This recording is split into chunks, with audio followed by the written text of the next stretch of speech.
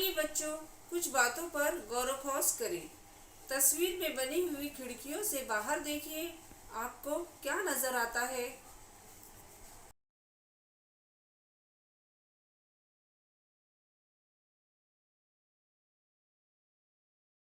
Dear student, खिड़कियों में जो शीशे इस्तेमाल होते हैं उनकी किस्मों के लिहाज से हमें चीज़ें नज़र आती है, शफाफ, नीम शफाफ और गैर शफाफ।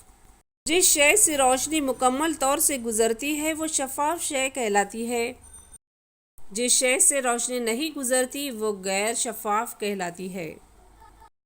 जिस शय से रोशनी कुछ मिकदार में गुजरती है वो नीम शफाफ कहलाती है। एक टॉर्च लीजिए और टॉर्च की रोशनी दीवार पर डालिए। अब अपने दोस्त को टॉर्च और दीवार के दरमियान खड़ा कीजिए। आप क्या मुशाहिदा करेंगे? नोट कीजिए। आपको दीवार पर शय का साया बनता नजर आएगा। अंधेरे कमरे को इनेका से नूर से रोशन कीजिए। रिमोट कंट्रोल पिछली जानिब से इस्तेमाल कीजिए। गौर व खोज की गई बातों की फहरिस्त तैयार कीजिए। शुक्रिया।